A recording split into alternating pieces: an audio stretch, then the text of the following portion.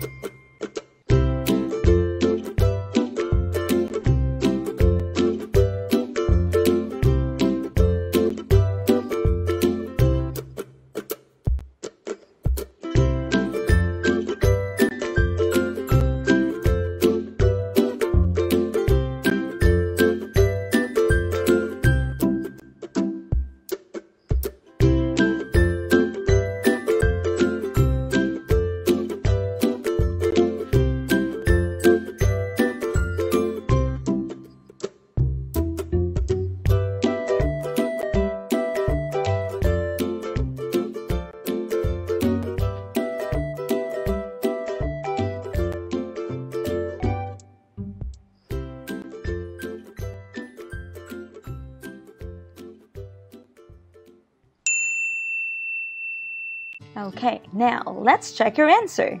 For number 1, it is a very creative period in history, where there was a rebirth of ancient Greek and Roman ideas and writings. It started in blank, Italy. So, what's the answer? First one is Renaissance, and it started in Florence, Italy. Okay, next. So, what was life like in Renaissance Italy? So, let's talk about families. So children live with their parents and often with their extended family. And marriages were often arranged between families to protect and increase the family's wealth and status. Girls married earlier than men. Okay, education. Who were educated either at home by a private tutor or at an academy or school? Boys from rich families and who were apprentices. Okay, the boys from poor families. And who usually stayed at home and learned how to run the household? Okay, the girls. Okay, now for entertainment. What was one of the biggest celebrations during the Renaissance Italy? Okay, that's Carnival. And for sports and games, we have Guerra dei Pugni or Wars of the Fist in Venice. And we also have Gioco dei Ponte in Pisa, Pallone called Bracciale and Calcio, and Pome. And they also have what kind of tournaments? Okay, joust tournaments. And they also have horse, buffalo, and chariot racing. So those are some of the sports and games that we had in Renaissance Italy. Now, let's have another short game. So in this game, I want you to guess the correct word being described in each number.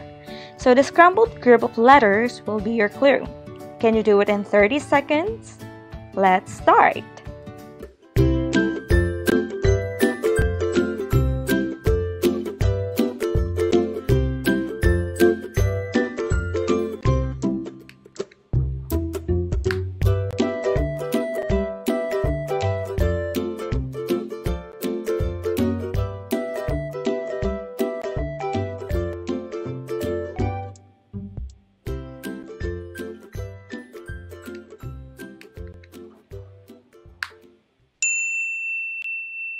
Now let's see if you answer them correctly. Okay, let's move on with number 1.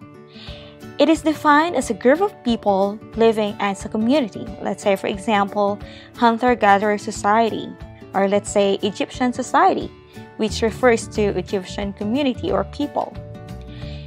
It also means an organized group of people for a common purpose. So that is what we call society. Okay, next, number 2. It's the system according to which the money, industry, and trade of a country or region are organized. It is what we called economy. So generally, economy refers to the wealth of the country. Next, number 3. It is a set of activities that are associated or related with the governance. When I say governance, it refers how to control and lead people. In a country, state, or area is what we call politics. Good job! So now we are going to study Unit 2, the social, economic, and political features of Renaissance Italy. But this unit will be divided into 2 video lessons.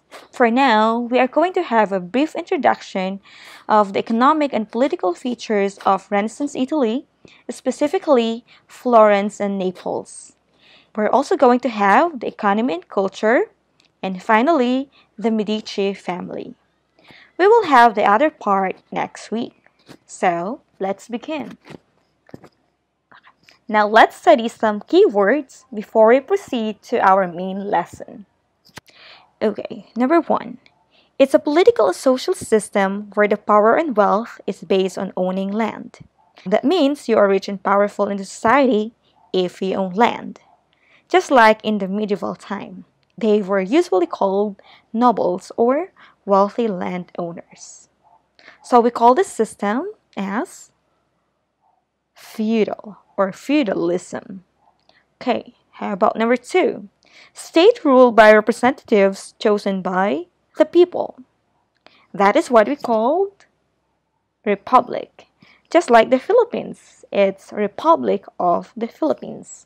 So in a republic state, people have the power to choose or vote the leaders through election.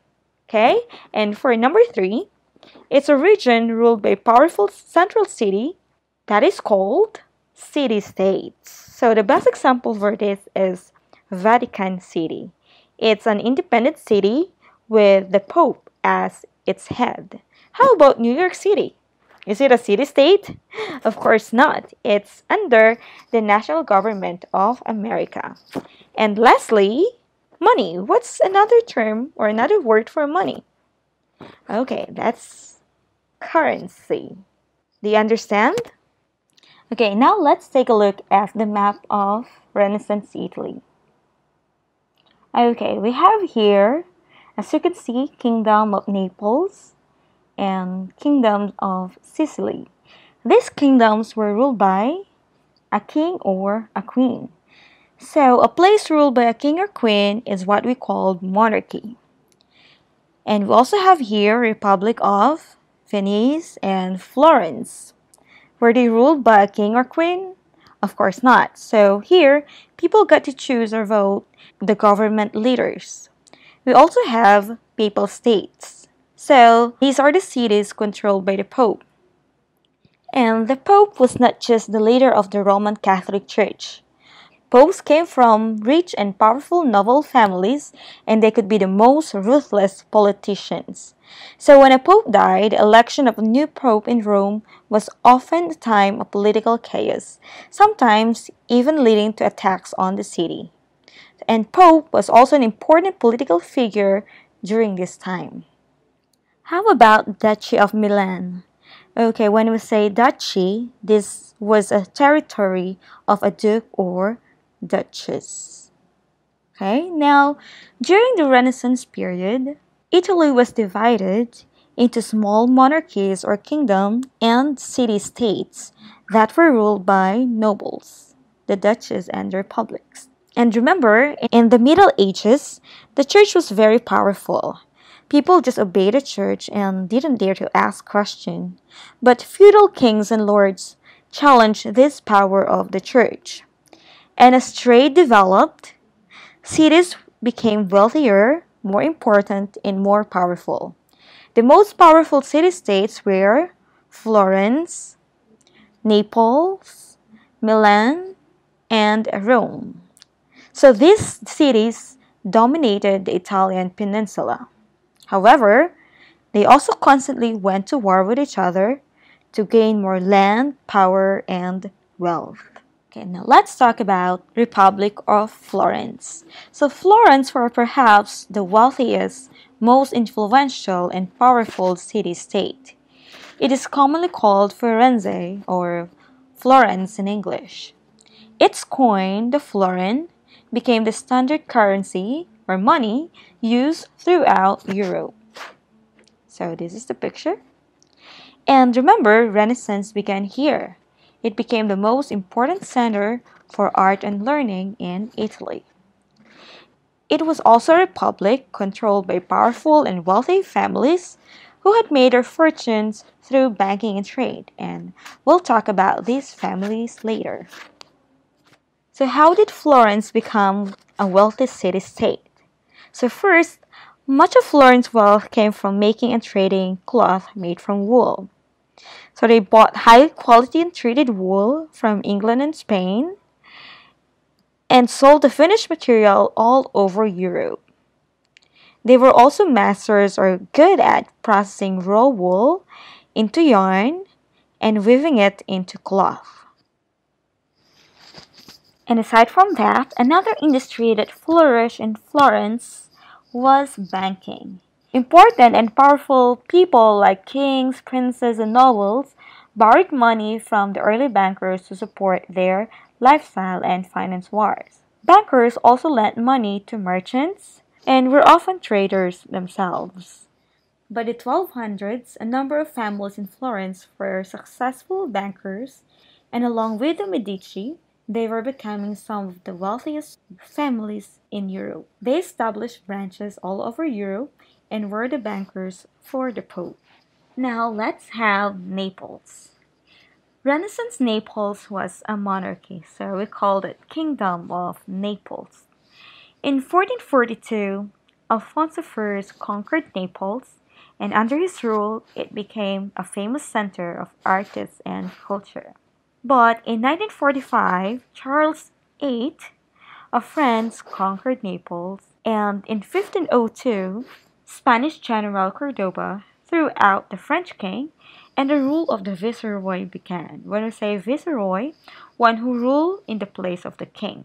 So under almost 200 years of peace, the city grew to the second largest city, along with the Florence. Now let's talk about this powerful family. So who were the Medici? First of all, they were wealthy bankers. They had branches all over Europe. And they rose to power when Cosimo de' Medici secretly used his wealth and influence to take control of the Accoppiatori. It means officials who chose the government of Florence. We'll talk about this in our next lesson. So basically, he had the control of these officials, and he was like a silent or hidden ruler of Florence. Medici had completely controlled the government of Florence. Okay, aside from being known powerful and wealthy bankers, the Medici produced also four popes of the Catholic Church, just like Pope Leo X and Pope Clement VII. And also two queens of France like Catherine de' Medici and Marie de' Medici. How did the Medici maintain their power for a long time? Well, anyone who opposed the Medici was expelled or kicked out from Florence or imprisoned. They were sent to jail. And they had given nobles important positions in return of their loyalty. And lastly, they made peace with their enemies by arranging marriages with them. Medici protected Florence against the other city-states. They tried to stop constant fighting between the city-states, and they achieved that through the Peace of Lodi in 1454. It's a deal between the five most powerful city-states like Venice, Milan, Naples, Florence, and the Papal States. It is so important because it marked the beginning of a 40-year period of relative peace, during which power was balanced among the five states that dominated the Italian peninsula. So, this is the place where the peace treaty was signed. Medici also spent vast or huge amounts of money on the arts, literature, and learning, just like Lorenzo, who was the most famous Medici and known as Lorenzo the Magnificent, who ruled Florence at a time of its greatest wealth and power, or the golden age of Florence. He helped to make Florence one of the most beautiful cities in the world and encouraged the artists who began the Renaissance. Lorenzo was a clever politician who was also interested in learning art and music. He is patron of artists or supporter of artists. He is best known for his sponsorship of artists such as Botticelli and Michelangelo. If you don't know Botticelli, this is one of his famous art or painting. That's what we call Primavera. And for Michelangelo, we have Piera at St. Peter's Basilica. Let's talk about the economy and culture. The increased manufacture and trade resulted to larger cities and new classes of people. Well, we're going to talk about this on the second part of this video lesson. Okay? So, for example, Venice and Genoa were on trade routes that link Western Europe with Asia. So, they became thriving trading centers. In the Renaissance, people began to use money for trading. Many craftspeople, merchants, and bankers became rich and important in society. So that means they had more spare time and money to enjoy life. Very rich or wealthy people sponsored or supported learning and creative people. Now let's move on to our first activity. So you are going to complete the sentence by using the picture clue. And you have 30 seconds to do this. Your time starts now.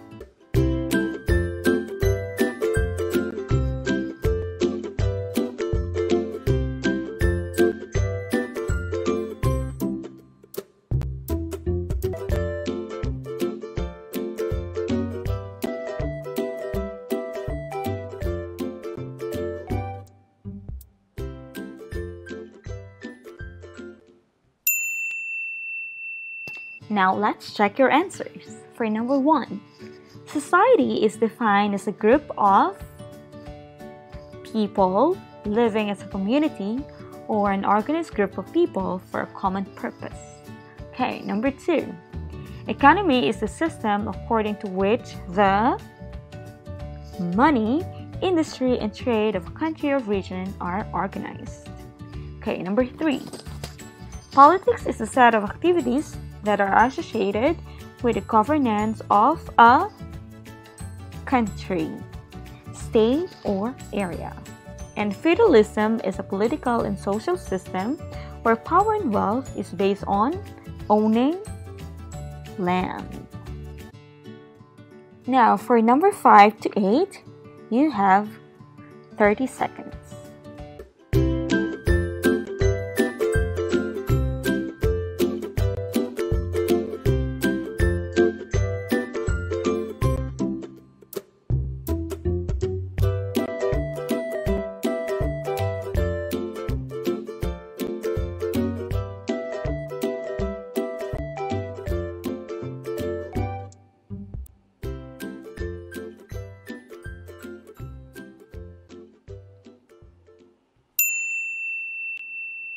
Okay, now let's check your answer.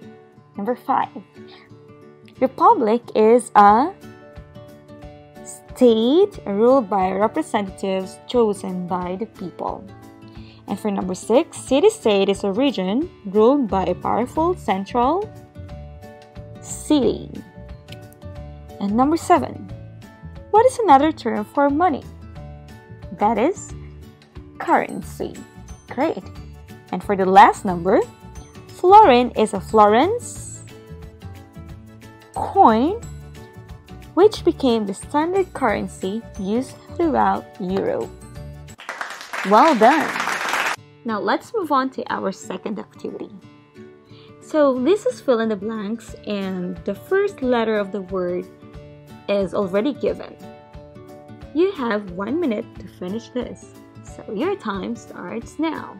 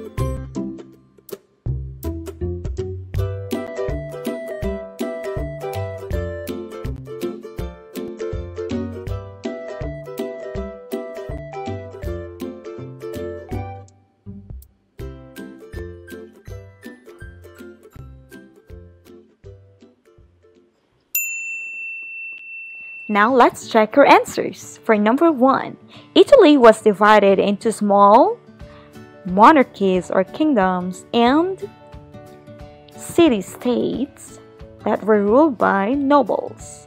Number 2, the most powerful city-states were Florence, Naples, Milan, and Rome. Number 3, Pope was the leader of the Roman Catholic Church. Number 4, much of Florence's wealth came from making and trading cloth and banking. Good. Number 5. In 1442, Naples was conquered by Alfonso I, and under his rule, it became a famous center of artists and culture. Number 6. Venice and Genoa were on the trade routes that link Western Europe with Asia, so they became thriving trading centers. And number 7, wealthy people sponsored or supported learning and creative artists. Number 8, Peace of Lodi is a deal between the 5 most powerful city-states: Venice, Milan, Naples, Florence, and the Papal States. Brilliant! Now for our third activity. I want you to cross out what is not true about the Medici. You have 30 seconds. And your time starts now.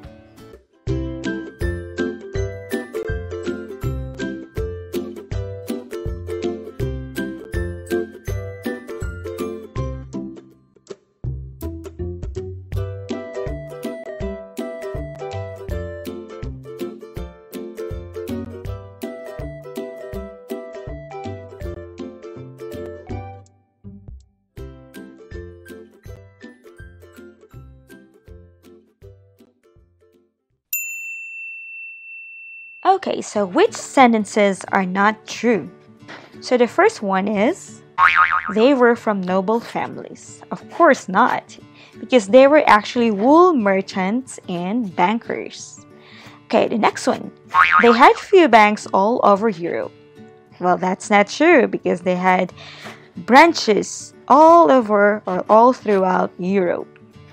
Next, they were not interested in arts and literature. Well, they were actually into arts and literature, like Lorenzo de' Medici. And the last one, Lorenzo was a wise politician and a patron of the sailors. It's not actually tailors, but artists. So that's it. Great job! To sum up our lesson, please go through our summary slides.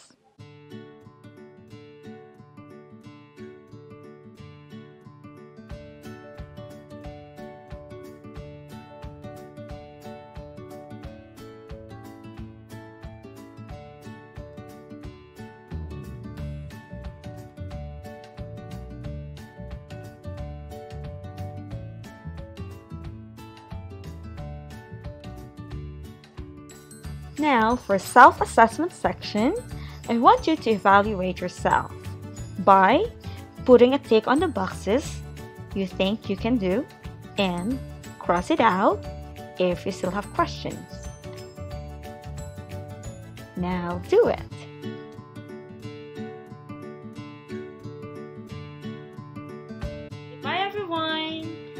for watching. Keep safe and see you next time.